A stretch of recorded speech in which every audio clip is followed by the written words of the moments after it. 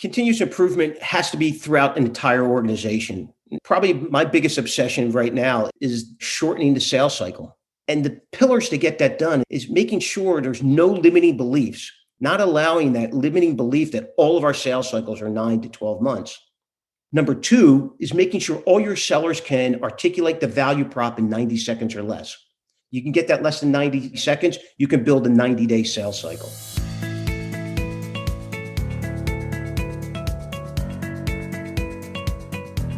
Hi, everyone, and welcome to Growth Hacks, a podcast from TCV where we discuss strategies and secrets to unlocking high growth with CMOs, CROs, and growth-minded leaders. I'm Kunal Mehta, and I'm a principal at TCV focused on go-to-market strategy.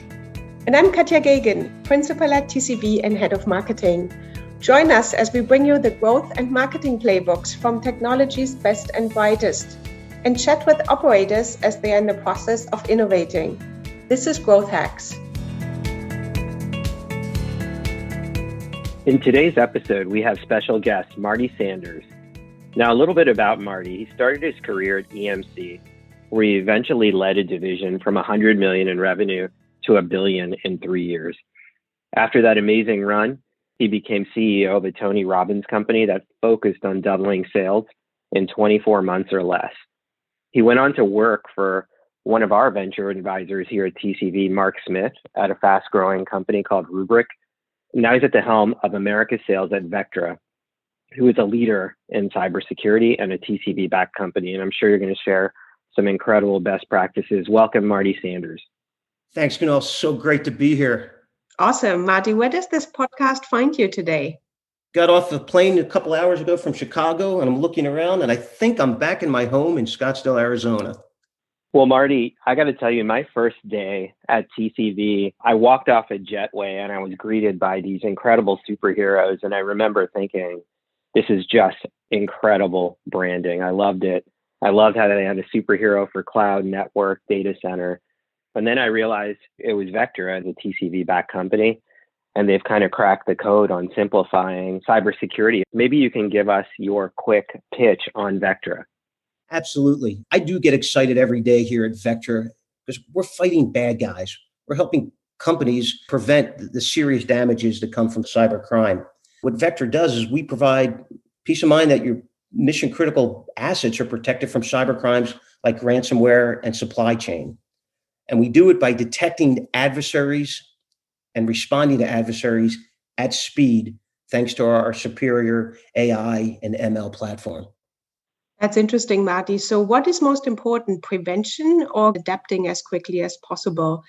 And since we hear about ransomware and security breaches every day in the news, has demand gone through the roof for Vectra's solutions? Thankfully, they have, but sadly, it's because crime is getting very, very bad. And one of the challenges that companies have today is they're spending way too much on trying to prevent and stop and block threats that can't be blocked. So the new wave companies who are doing a great job defending themselves against ransomware and supply chain are focused on detection and responding to adversarial threats versus prevention, because eventually somebody is going to get in. So it's all about identifying them and getting them out as soon as possible. There's about a 300% uptick in ransomware. I saw in the Washington Post recently. We are seeing a significant uptick in early indicators of ransomware amongst our current customers. But the good news is we are seeing the early indicators of ransomware with our current customers, thus being able to identify and respond to that. And that's why our customers are out of the headlines. Right. And obviously, cybersecurity is a really hot topic, and being ahead of the game is key to fight the bad guys, so to speak, right? How do you find good talent in an industry that is in short supply? And what are your secrets for hiring and for ramping people quickly? There's a lot to unpack there, Katja, and I will tell you, it's tough. It's never been tougher. But we're having great success despite all those headwinds. And part of it is a culture and treating recruiting with the same level of focus that you treat any large transaction or large deal in the forecast. And it starts at the top, making sure that I carve out time to do recruiting and leveraging my network and tools on LinkedIn. Then it goes down a level to my managers. So when I'm inspecting their business, it's not just a forecast and pipeline review. It's also a review of their recruiting activities. So that's really important to us, that we treat recruiting like we treat multi-million-dollar deals. The second thing that we've done is we're a lot more efficient in our recruiting, and we're getting a lot better predictable results by using a personality DNA test from a company called OMG. And what we're able to do is very quickly, after we identify a candidate, do a 10-minute interview, we ask them to take this test. And if they fail the test, we don't move on, and gives us back a lot of time. Because it's customized for us, it's able to take into consideration the skills and the wills that make sense for the candidate, and it makes sense for us here at Vectra. And we don't have any exceptions. You pass the test or we don't move on. Marty, I love just the science that you apply in terms of hiring. We spend so much time training sales reps on qualification, whether it's through MedPick or Medic or whatever. You're using the same approach on hiring. Maybe you can give us a little bit more color about how you apply that process to hiring. Absolutely. And just because now we've done a good job at sourcing candidates and we get somebody that passes the test, there's still a lot of work to do in closing the sale, because it is a sale. And we use Medic as part of our hiring process, understanding what is the metric that the candidate's looking for, which is typically income or upward mobility. Who's the economic buyer? Many times I'll be on with a candidate and I'll say, Katja, do you discuss this opportunity with your significant other or spouse? And she may say yes. And I said, would it be helpful if I got on the phone with your spouse and talked a little bit about the opportunity, make sure I've answered all questions? Just making that offer goes a long way in the recruitment of a candidate.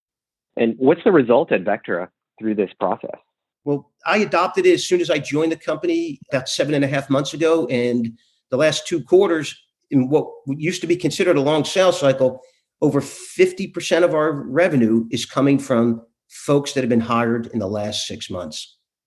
Well, thanks, Marty. I also want to drill a little bit into the sales cycle.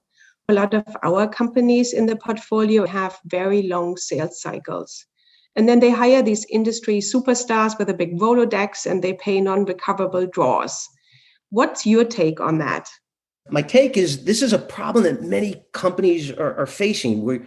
We hire the person with the expensive Rolex and the nice suit, and they make all these big promises, and 9 months go by, and you really don't have the right scorecard to see if they're doing a good job or not. So I address it in a couple of ways. Number one is, what can we do to shorten that long sales cycle? And I'm obsessed with that.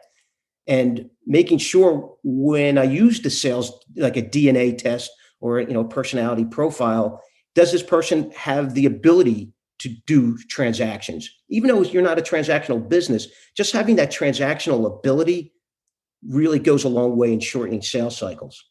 Number two is building a scorecard to measure if they're doing a good job. And then 3, and most importantly, tying that draw to the KPIs on that scorecard. I will not give a draw just for the sake of giving a draw, that you get money just for showing up. We're going to make sure we tie that draw to MBOs that are great leading indicators that we're building pipeline. But even activities like identifying stakeholders, meeting the stakeholders, getting the senior leadership like me or my CEO in front of the customer, identifying use cases, modeling a TCO, developing unsolicited proposals. And most importantly, have you identified pain in any part of an organization? Just making sure we're paying that draw and tying it to hitting these KPIs. Marty, I think those verifiable outcomes that you're talking about and tying the draw payment to that is incredibly refreshing to hear. I know you have this great way to onboard, ramp, even identify talent, but you also have an incredible way to think about just a continuous improvement as folks come in. Maybe you can talk to that a little bit and how you've compressed things like sales cycle. Continuous improvement has to be throughout an entire organization, and everybody has to be obsessed with that. Probably my biggest obsession right now is shortening the sales cycle. And when I came to Vectra, our sales cycle in America was 241 days, and now we're down to 111. Last quarter, we had 5 new customer transactions, brand new net new customers that closed in less than 30 days. So we're certainly trending in the right direction. And the pillars to get that done is a big part of it is culture, not allowing that limiting belief that all of our sales cycles are 9 to 12 months. One of the things that you have to do, again, going back to the sales DNA, making sure you hire people that do not have that limiting belief and agree with me that we can shorten that sales cycle. Number 2 is making sure all your sellers can articulate the value prop in 90 seconds or less. You can get that less than 90 seconds, you can build a 90-day sales cycle.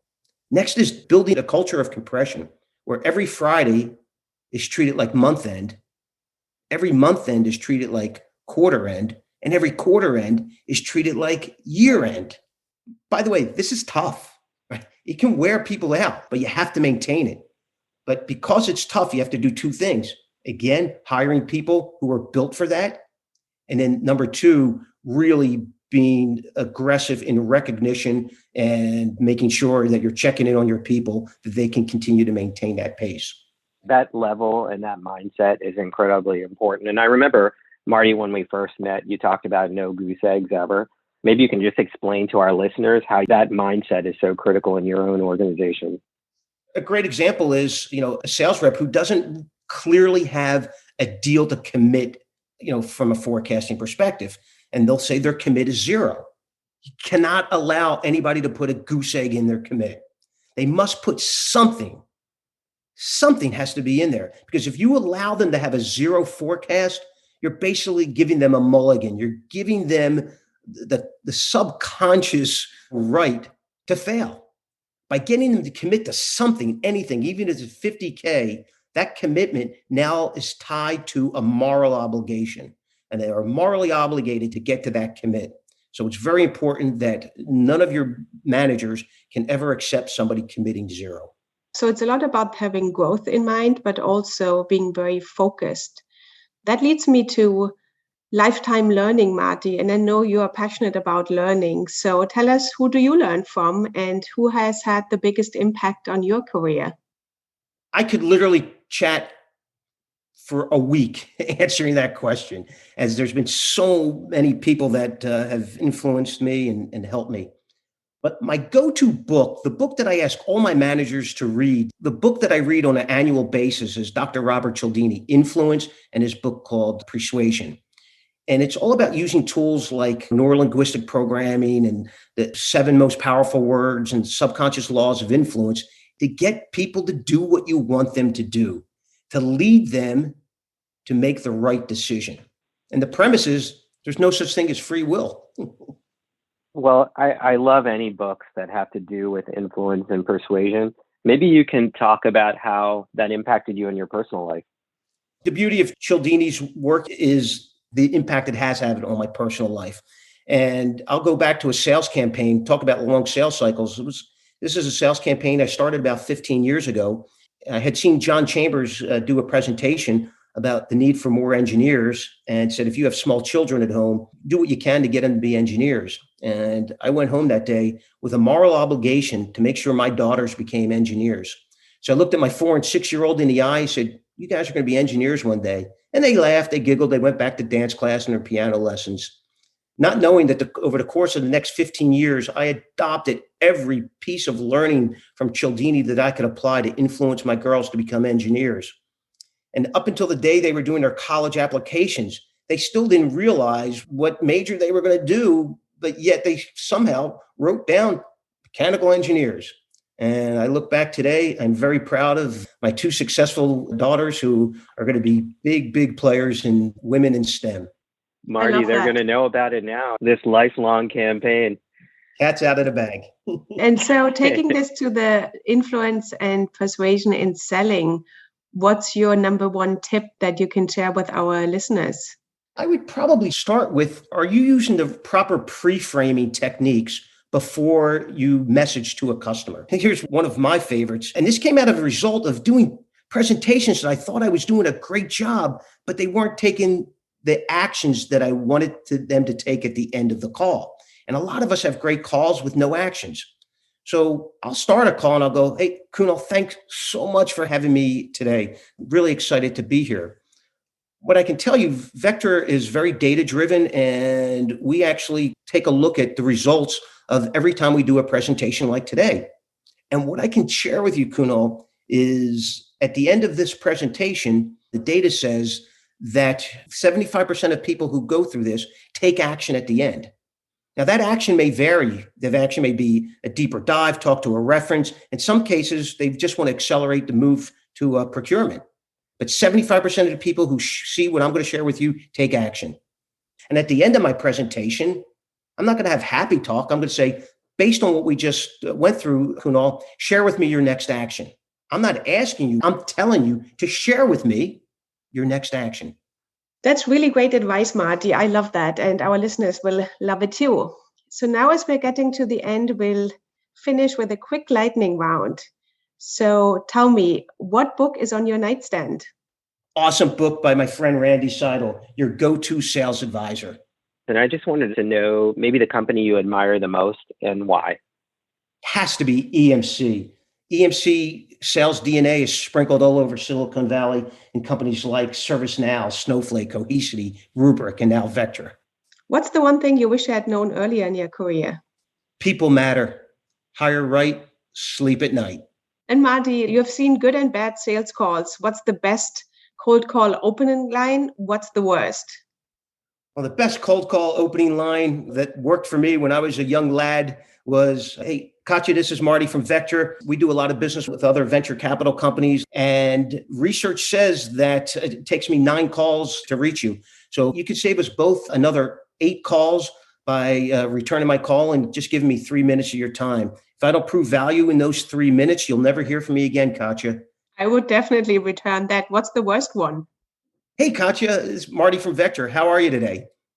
I can't tell you how many times somebody said, like, I'm horrible. My wife just threw me out of the house and my dog died. How you doing? Well, thanks so much, Marty, for sharing all your insights for salespeople and for life. It was so nice to have you on Growth Hacks today. Thanks for joining us. It was a blast, and I hope you two have an awesome day. Thanks for listening to Growth Hacks.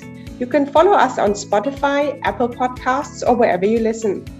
To learn more about us and TCV's CEO and Founder podcast, go to tcv.com or email us at growthhacks@tcv.com.